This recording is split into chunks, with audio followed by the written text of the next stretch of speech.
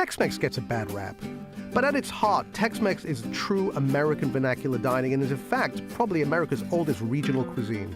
It's the adaptation of Mexican recipes and local ingredients. We see a very similar thing with Italian-American cooking.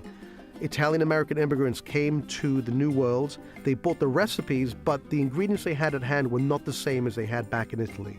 In the same way, Tex-Mex adapts contemporary American ingredients to traditional Mexican cooking. Tex-Mex is perhaps best known for its queso, which is the tangerine-colored molten liquid cheese that you dip your chips into. What could be a better way of improving this? Well, obviously adding meat to it, and that's just what the Martinez family did.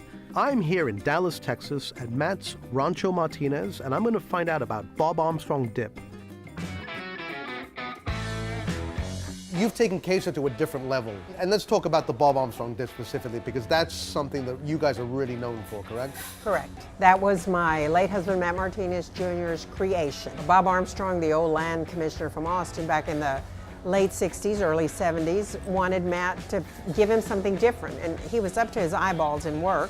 So he just went down the line and put 3 ingredients into a bowl. I love that you call it Bob. It's very sort of intimate. He actually passed away a few months ago. As recently as that? Yes. Yeah. And was he a lifelong client? He was a lifelong friend. And he would visit the tables and he would say, "That's my dip." On the table. So he said that was his claim to fame. Bob has spread more by word of mouth than anything else. I mean, it was kind of the code word. Basically, we start with chili con queso, which we make in-house, and is very delicious. Then we add some seasoned taco beef. It's also known as picadillo. You know, it's made with cumin as a main staple. And then guacamole? Right.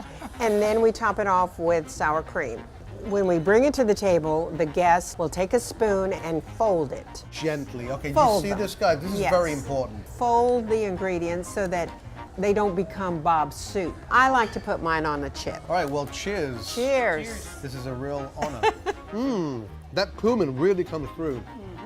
So despite the varying layers of creamy velvetiness from the cheese, you do get a real sense of the meat under there. It's beefy, right? Right. Yeah, absolutely.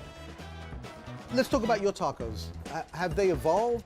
When we served tacos, originally they were made on a flat chalupa shell, and so it almost looked like a tostada, but as it became popular to buy molds and make them into what is traditionally looks like a taco, that's what we do today. And so there's 2 thin flour corn tortillas that have brisket inside. Got you. So the inside one stays kind of chewy, the outside one crisps up. Correct. Well, let's not beat around the bush any longer. It's like the best of both worlds. You have the soft and the crispy. Yeah, absolutely. And look at this brisket. It's what you would want from barbecue. It just falls apart into tender ribbons. Look at that. It's cooked very slowly. You smoke it all Yes. in-house. Smoke it in the house. Yes. What else could we need? That was fantastic. Yeah, it works for me. Well, guys, thank you so much. That was delicious and informative. So tell me, Nick, where can we find more episodes of The Meat Show? Well, funny you should ask. Click here now. Is that right? Brodo is probably the first thing anyone ever cooked when they got a pot. However, we're going to break down and find out exactly what is going on with this mysterious bone broth.